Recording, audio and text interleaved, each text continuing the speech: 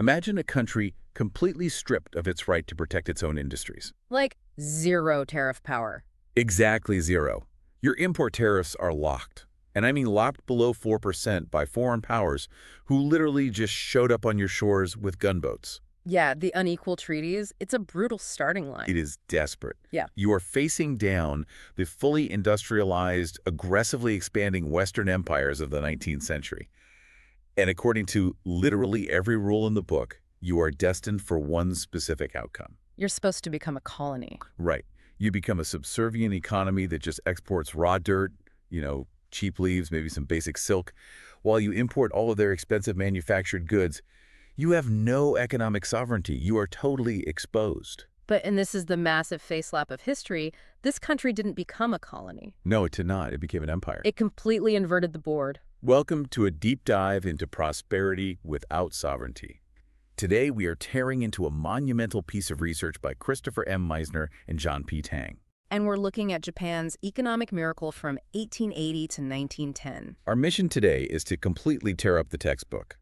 The textbook that says, you need trade protection to build an industrial powerhouse.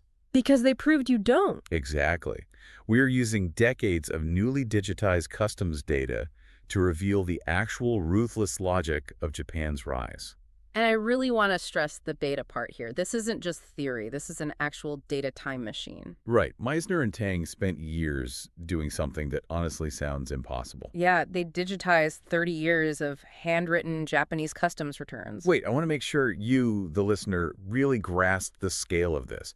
They didn't just run a PDF through a scanner. No, not at all. They went back to physical, handwritten ledgers from the 1880s, written in cursive ink. And they coded it down to the 3-digit product level. Okay, let's unpack that really quickly.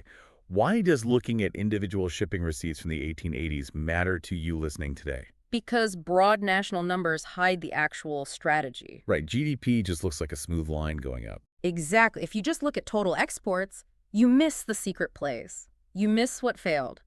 And you miss how they hacked global trade. By looking at the 3-digit level, we are tracking the exact movement of 116 unique products. Like umbrellas and matches. Yeah, specific gauges of cotton yarn moving across 76 potential global destinations. It's like watching tracking dots on a radar screen. It really is. And the raw scale of this growth is just terrifying.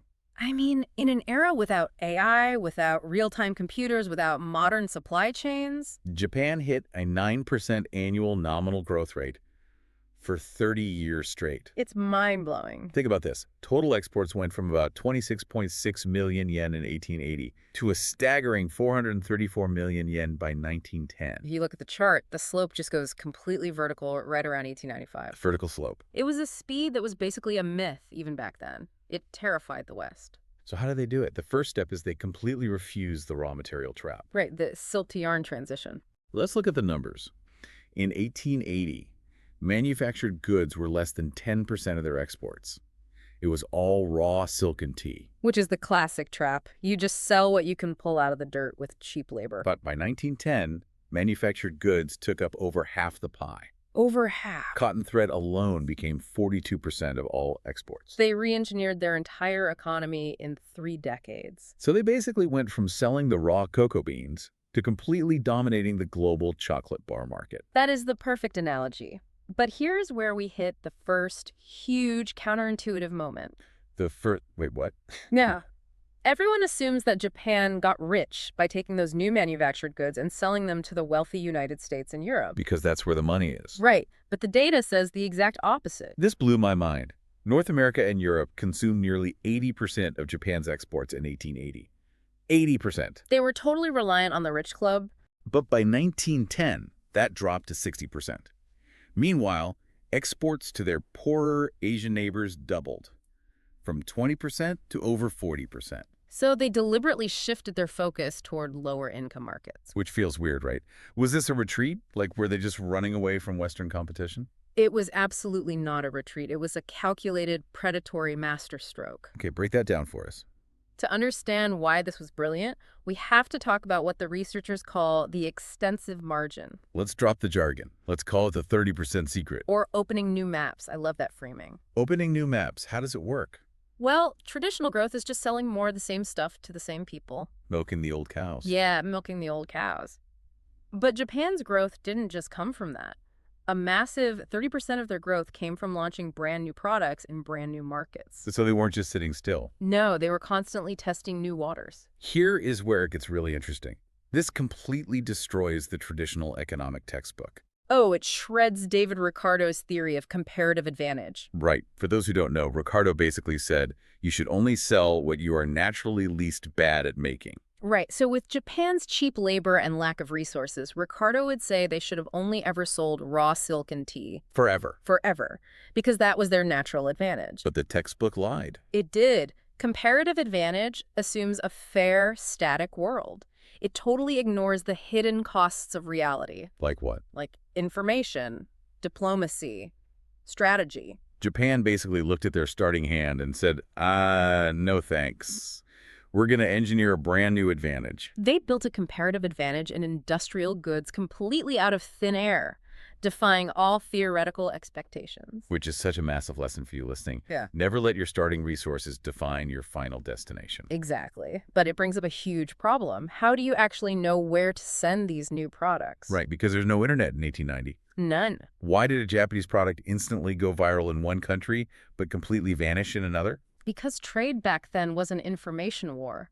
It wasn't just about having a better machine, it was about having better spies. Spies and diplomats. This is the shadow game of export. Yeah, the regression models in the data show this massive, undeniable correlation Between what? between setting up a diplomatic or consular office and immediate export success in that specific country. So these late 19th century diplomats weren't just going to fancy dinners. No, they were acting as aggressive market intelligence gatherers. They were cutting red tape, analyzing what the locals wanted, and sending vital consumer data straight back to Tokyo. They were mapping the battlefield before the products even arrived. Exactly, but even with a map, market entry is still a bloodbath. Oh, let's talk about the transition matrix, the Death Valley. Yeah, the math here is brutal. If a new Japanese product only entered 1 to 5 foreign markets, it was in the Death Valley. Meaning it was highly likely to fail. It had a flat 20% chance of failing completely, just being withdrawn from the world stage entirely. Wait, 1 in 5 products just died. Just died. It was a ruthless beta test. Wow. It is exactly like a startup today. You beta test in a few really tough markets, you bleed some capital. But if you survive the crucible, What happens at market number 6? that's the viral tipping point.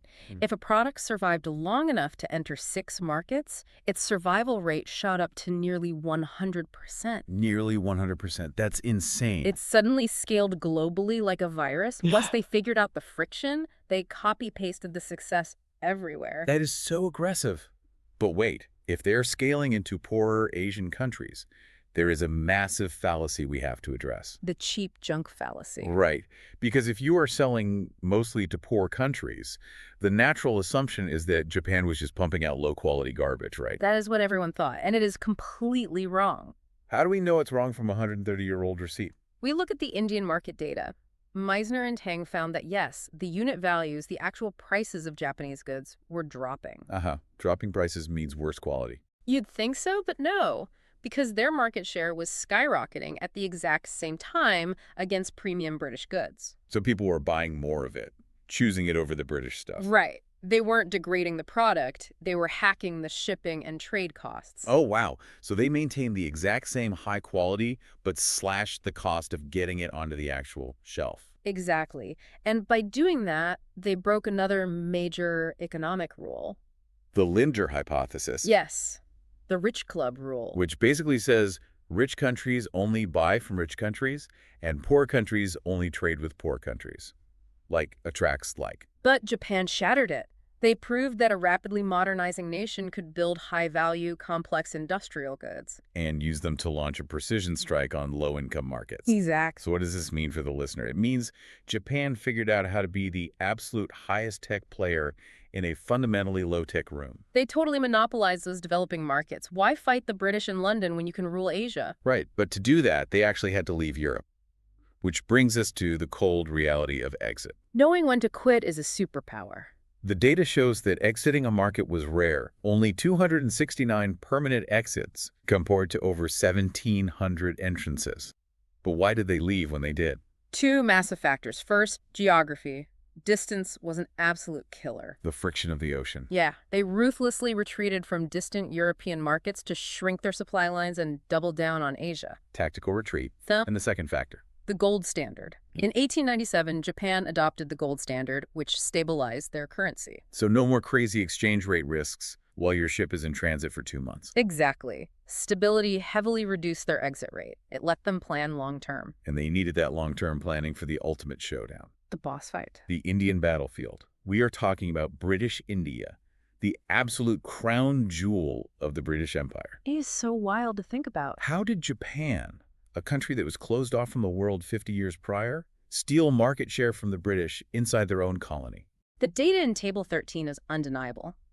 Even controlling for prices, Japanese market share in cotton, twist, and yarn steadily climbed from 1890 to 1913. Inside India? Inside India. And they didn't just beat Britain on price, they beat them on infrastructure. Because the European shipping and insurance syndicates tried to lock them out. Yeah, they charged them insane premiums to choke them out, so Japan just built their own. They built parallel infrastructure. They built better, faster, localized shipping networks. They created the Tokyo Marine Insurance Company to insure their own freight. They vertically integrated the whole thing. They out-hustled the empire on its own home turf. Which is just brilliant. But I have to ask the really hard question here. Look at a map. I know where you're going with this. Was this just luck? Path dependency? Japan happens to be sitting right next to China, Korea, and India, the biggest markets on Earth. Were they just geographically blessed at the exact moment steamships became a thing? Right. If you drop Japan in the middle of the Atlantic, does this happen? The answer is it's a perfect storm. Yes. The geographic proximity was an incredible training ground. It made the Death Valley beta tests cheaper and faster. Shorter boat rides mean less risk. Exactly. But geography is useless without the institutional pivot. Look at the Qing dynasty or the Joseon dynasty. Same geography, totally different outcomes. Right. Japan's genius was the ruthless, data-driven execution. They deployed the spies, built the shipping, and hacked the logistics. They grabbed the only open window in the dawn of globalization and shoved their whole economy through it. From zero tariff underdog to an industrial overlord. They achieved prosperity without sovereignty. And that leaves us with a chilling thought for you to explore on your own. Look at the world today. It feels like history repeating itself. Look at the massive global tech companies operating today without traditional border protections. They don't have tariffs. They don't have import taxes on software. Exactly. They have zero physical sovereignty. But what do they have? Massive global data networks. Total market intelligence. They are the Japanese diplomats of the 1890s, but operating 1 billion times faster through algorithms. So the real question is, when a player has no initial power, but possesses total zero-friction market intelligence, Do they inevitably rewrite the world order? keep your eyes open. The playbook is happening right now. Thank you for joining us on this deep dive into the true cost of an economic miracle. We'll see you next time.